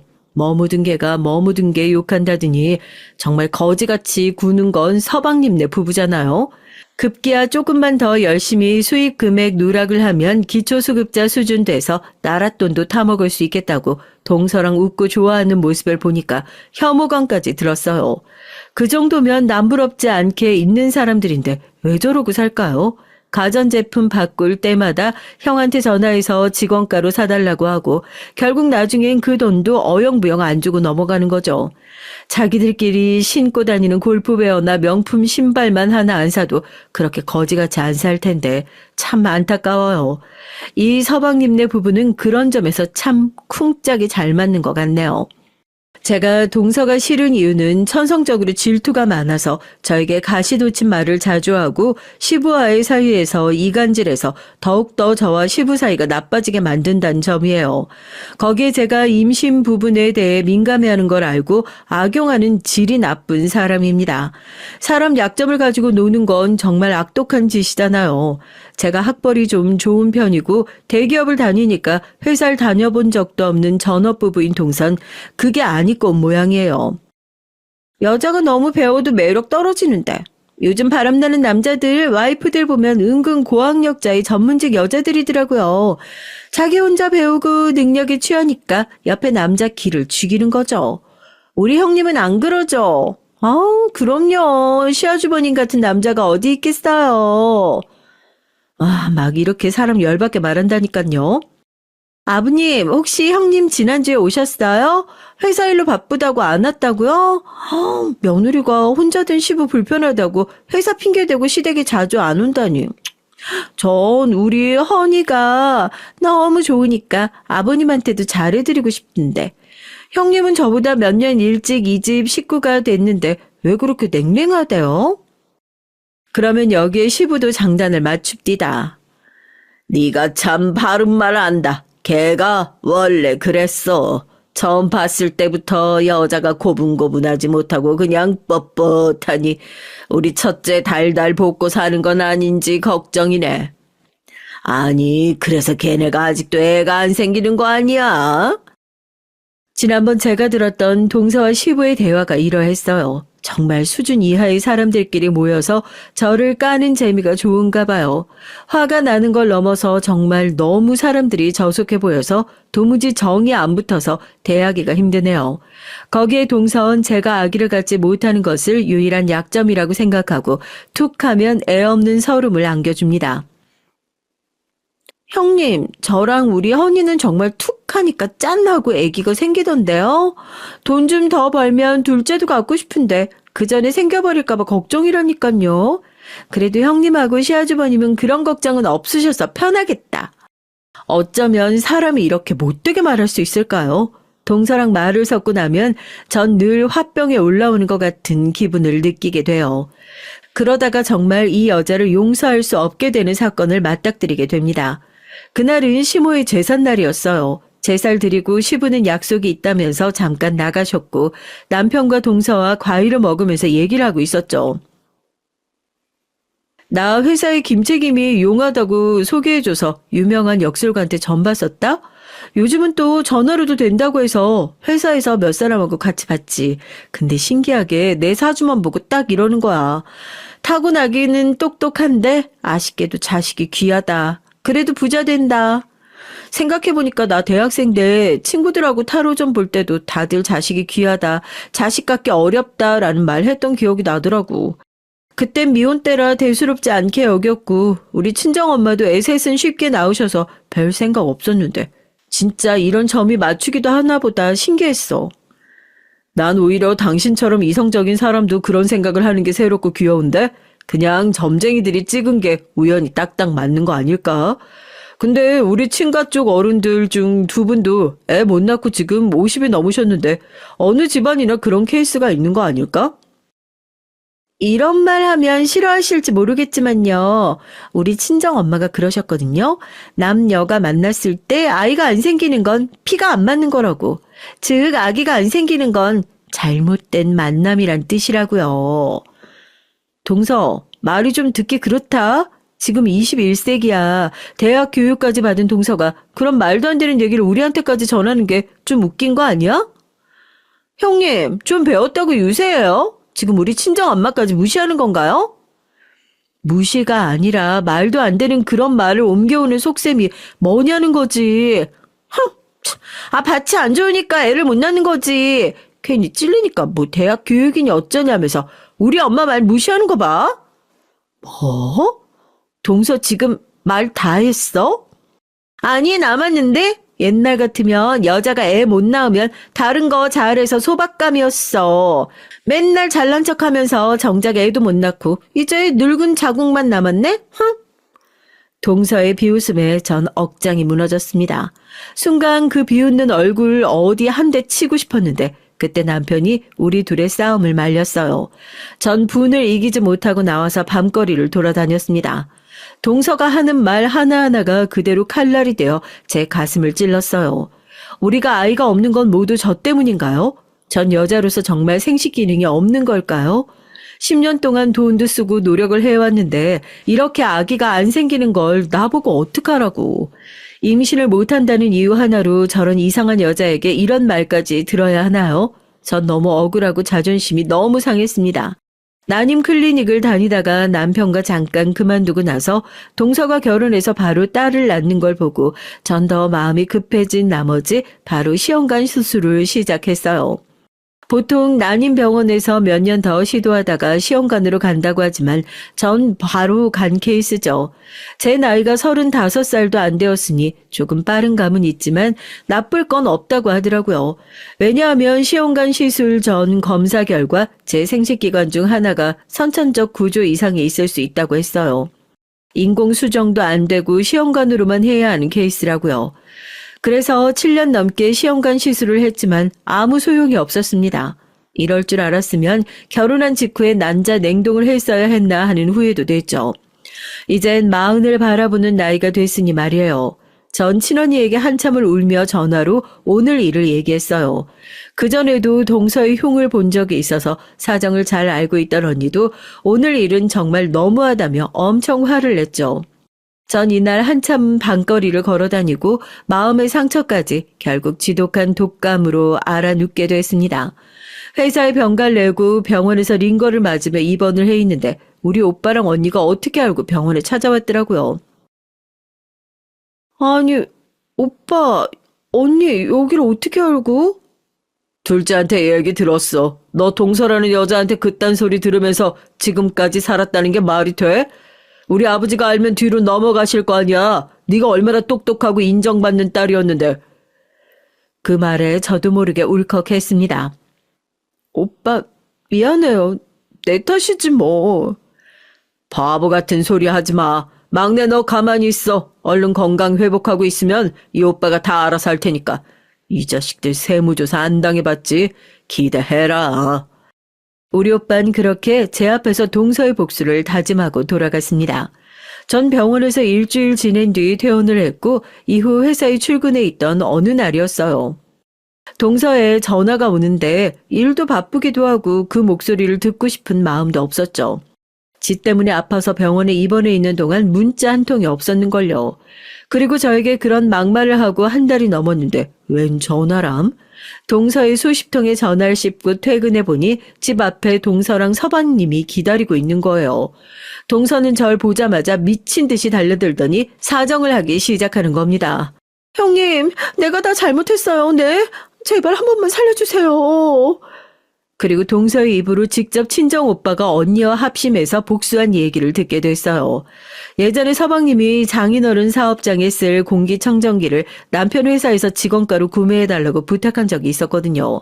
그때 받았던 동선의 친정회사 이름과 주소를 남편을 통해 알아내고 그 회사에 대한 세무조사를 착수하기 시작했다고 합니다. 일반적으로 탈세 제보가 세무과에 들어가면 이를 국세청에서 분석하고 조사한 뒤 세무조사 대상자로 선정할지를 검토하는 기간이 필요해요. 하지만 우리 오빠가 누군가요? 세무공무원인 우리 오빠가 발벗고 나선 이상 그 어떤 사건보다 초고속으로 진행됐죠. 그리고 마음 먹고 털어 먼지가 안 나오는 곳이 어디 있겠어요? 하지만 여긴 먼지 수준이 아니었다고 합니다. 친오빠가 개인적인 원한이 없더라도 심각한 수준의 범법을 한 정황이 수도 없이 많았었대요. 동서 친정 부모님은 종로에서 귀금속 가게를 하고 있었습니다. 손님에게 사은품 지급이나 할인을 해준다면서 현금 결제를 매번 유도했다고 해요. 고객 입장에선 당연히 꽁으로 뭔가 주거나 할인해주면 좋으니까 현금으로 사는 일이 매우 많았다고 합니다. 귀금속은 판매 금액이 최소 10만 원부터 시작하는 고가의 물품이다 보니 그렇게 수입을 누락해서 한 달, 1년, 지금까지 20년 넘게 해오면서 얼마나 많이 해먹었겠어요. 이뿐 아니라 사업하면서 가공 매입비 등의 경비 비용 처리를 회계적으로 편법을 써왔고 지금까지 이렇게 수입을 제대로 신고하지 않은 금액이 엄청 나왔다고 하네요. 나중에 친정오빠 말론 60억은 될 것 같다고요. 그래서 세금으로 냈어야 하는 부가세, 법인세 등을 내야 하고 여기에 거짓 세금 계산서, 수치 가산세, 부정 과소 신고 가산세 및 과소 납부 가산세 등의 죄목이 추가되어서 아마 10억은 넘게 세금을 내야 한다고 국세청에서 고지를 했다고 해요. 그래서 이 돈을 마련하기 위해 가지고 있는 재산을 급히 처분하고 있지만 내야 할 추징 금액이 워낙 커서 메우기 힘들다며 동서는 제게 토로했습니다. 거기에다가 동선의 친정 부모님은 이렇게 세금만 탈세한 분들이 아니었더라고요. 글쎄 여러 피해인들이 모여서 사기 및 타인 명예 위반 등으로 고소를 당한 상태였어요. 동선에는 인터넷 쇼핑몰을 열어서 거기에서 귀금속을 판매도 하는 개인 사업자였습니다. 초창기엔 인터넷 쇼핑몰을 동선의 친정 부모님 명의로 하다가 나중에 아는 지인들에게 1억씩 줄 테니 명의를 빌려달라고 꼬셨대요. 이렇게 여러 명의 명의를 도용하면 자신들의 사업소득을 다른 사람의 명의로 둔갑해서 세금을 회피하기 위해서인 거였죠. 그뿐 아니라 그 명의로 거액의 사업자 대출을 받아서 그 돈도 제대로 갚지 않았다고 합니다. 동서 친정 아빠가 알고 있는 세무사나 변호사들에게 돈으로 로비해서 이런 불법적인 방법들을 생각해냈다고 하니 얼마나 나쁜 사람들인지 당해도 싸다 싶어요. 그런 부모 아래서 보고 배운 게 뭐가 있겠어요. 동서가 그렇게 남의 돈 빼내기 좋아서 질투심이 많았던 이유가 유전이라는 생각이 들어요. 피해자들은 졸지 신용불량자가 되고 자신들이 사용하지 않았던 대출금 상환 독촉까지 받고 나니 일이 너무 커져서 함께 모여서 동선의 친정아빠를 고소할 수밖에 없게 된 거죠. 지금 국세청에서 추징당한 돈에 민사소송 손해배상으로 잡힌 소송 금액만도 다 합치면 50억은 될 거라고 하네요. 형님, 우리 친정이 갖고 있는 재산 탈탈 털어도 그렇게 큰 돈 낼 수가 없어요. 지금 부모님이 살고 있는 집이며 모든 재산에도 가압류가 잡혀 있어서 정말 피가 마른다고요. 제발 친정 오빠한테 이제 그만 막아달라고 말씀 좀 해주세요. 제가 앞으로 형님이 하라는 건 뭐든지 다 할게요. 시부도 제가 모실게요. 네? 그러니까 이번 한 번만 살려주세요. 정말 우리 집 다 망할 것 같아요. 동선 얼마나 절박한지 제 다리까지 잡으면서 사정을 했습니다. 맞아요, 형수. 당장 그만둬요. 가족끼리 이러는 건 너무하잖아요. 서방님이랑 동선은 같은 가족인데 왜 저에게 비수꽂는 말을 해온 거예요? 서방님네 가는 헬스 PT샵도 문제가 많다죠. PT 선생님들 경력 위조해서 홍보해놓고 최저시급에 가깝게 돈 주고 그마저도 급여를 떼어먹어서 노동청 신고가 엄청나다면서요. 그리고 동선에 못지않게 고객들한테 현금 거래로 꼬셔서 탈세한 금액이 과연 얼마나 될까요? 동서 말만 듣고 이 일 막으면 서방님네 가게도 무사하지 못할 거예요. 따끔한 한마디를 하니 서방님은 얼굴이 사색이 돼서 그대로 내빼버렸습니다. 아니, 이제 우리 헬스장까지 건들겠다는 거예요? 남의 눈에 눈물 나게 했으면 자신들은 피눈물 날 수 있다는 걸 알아야지. 동선의 부모님 사정은 너무 딱하지만 없는 일로 그렇게 당하는 것도 아니잖아. 따지고 보면 사업하면서 동선의 친정이 온갖 범죄 다 저지른 대가를 치르는 거야. 나랑 우리 친정 욕보여서 복수당한다고만 생각하지 말고 동선애가 정직하게 사업하지 않은 벌이라고 생각하는 게 어때? 뭐? 그래서 우리 집 망하는 걸 기어이 보겠다는 거야? 아주 독한 년이네. 우리도 비싸고 능력 있는 변호사 써서 그 피해자라는 것들 역고소할 거야. 지들이 돈 1억씩 받아놓고는 어디서 피해자 행세야? 그리고 지 동생 때문에 복수한 당신 오빠랑 국세청도 고소할 거야. 나랑 우리 아빠가 가만히 당하고 있을 줄 알아? 방금 전까지 순한 양이 되어 제게 뭐든 다 하겠다던 동선 순간 하이에나같이 돌변했습니다. 저 모습이 동서의 진짜 모습이죠. 울고 빌던 모습은 가짜로 연기한 것이고요. 진짜 반성한 것이 아니었던 겁니다. 저에게 여러 독서를 내뱉고 동서는 가버렸어요. 제 복수 때문에 무슨 일 당하는 건 아닌지 걱정이 된 나머지 친정 오빠에게 전화를 걸었습니다. 하지만 우리 오빠는 모든 탈세자들은 저렇게 버티고 욕하며 오히려 자기들이 죄 없다고 더 나대는 법이라며 걱정 말고 기다리면 그들이 어떻게 끝나는지 보여주겠다고 절 안심시켜 줬어요. 부당한 탈세에 해당돼서 추징당하는 세금만 문제가 아니라고 합니다. 그들은 조세범 처벌법에 따라 탈세액의 2배에 해당하는 벌금이나 아니면 3년 이하의 징역으로 형사처벌을 받게 될 거라고 했어요. 나중에 동선의 친정회사는 징역을 면하기 위해 변호사를 고용하고 자신들이 당한 세무처분에 대한 행정소송을 국세청에 했습니다. 하지만 소송 끝에 이들은 결국 패소하고 징역 1년의 실형이 선고됐어요. 결국 동선의 친정은 가진 나쁜 수를 써서 모은 전 재산을 날리고 신용불량자의 전과자까지 되는 결과를 초래하게 됐죠. 이 모두가 바로 그 동서의 세치 혁 때문입니다. 그녀의 질투심으로 자기 친정집이 초박살나게 됐으니 이를 어쩔까요? 저도 오빠가 처음 동서내에 세무조사로 응징한다고 했을 때 이런 결과까지 나올 줄은 몰랐어요. 어린 시절 바이오맨의 리더였던 우리 오빠는 일단 마음 먹으면 정말 무섭게 끝을 보는 사람이었다는 걸 제가 미처 생각하지 못했었나 봐요. 그런 일들을 겪으면서 결국 동서와 서방님은 갈라서게 됐습니다. 그리고 동서는 아직도 저에게 문자를 하곤 해요. 육두 문자를 섞어서 우리에게 복수를 하겠다고요. 자기의 잘못도 자기 친정의 잘못에 대해 아직도 반성하지 않고 있는 것 같네요. 그래도 생각해보면 딱한 처지가 됐으니 그런 연락을 답하지 않고 무시하는 것이 제가 할 수 있는 최선의 도리라고 생각합니다. 통쾌한 건 동선회뿐이 아니었어요. 이번 일을 보고 들은 시분 그날부터 저에게 함부로 대하지 않으십니다. 만만하게 보면 며느리가 대차게 복수하는 걸 보니 조심해야겠다고 생각하신 모양이죠. 서방님은 동서와 이혼한 뒤로 혼자 헬스장 가게를 하면서 지내고 있어요. 제가 협박한 게 있으니 그 뒤로 직원들 월급을 떼어먹거나 탈세하지 못하겠죠? 저와 마주치더라도 지레 겁을 먹고 별 말 없이 싹 자리를 피합니다. 시댁의 바람 캐릭터들이 사라졌으니 이젠 시댁에 가도 마음이 편안하네요. 이게 다 든든한 저의 친정 덕분입니다. 큰 재산이 있거나 빽이 있어서가 아니라 누군가 억울한 일을 당하면 배로 갚아주는 우리 세 남매의 우애 덕분이죠. 이렇게 제 인생에서 저를 괴롭히던 사람들을 걷어낼 수 있었어요. 하지만 전 아직 아이가 없습니다. 그리고 이 사실은 치유가 되지 못한 채 아직도 제 가슴에 한우로 남아있어요. 세상에 내 핏줄은 꼭 남기고 싶은데 우리 남편도 괜찮다곤 하지만 속으로 왜 안 하시고 서운하지 않겠어요? 주변 분들이 하는 얘기가 병원에서 가망이 없다고 선천적으로 아기가 안 생긴다고 했던 여자들이 이사를 하거나 일을 그만두고 스트레스 없이 편히 지내다가 자연 임신이 되기도 한다고 했어요. 그래서 저도 회사를 그만두고 공기 좋은 곳으로 이사를 가서 임신을 시도해 볼까 싶습니다.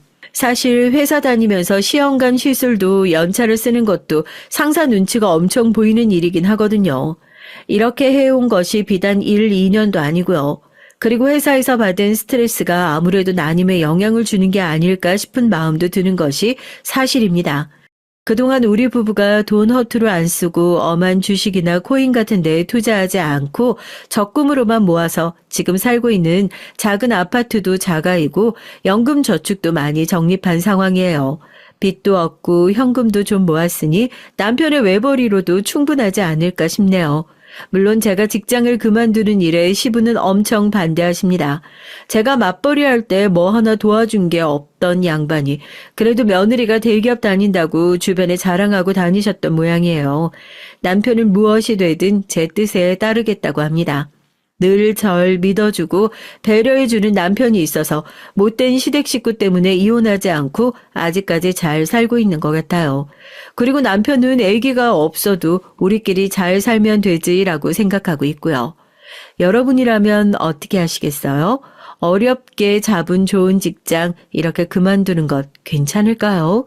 남겨주신 댓글 보고 저도 앞으로 어떻게 해야 할지 고민해서 잘 결정해 보겠습니다. 그럼 여기에서 전 물러나 볼게요. 여러분의 격려와 조언 기다리며 안녕히 계세요.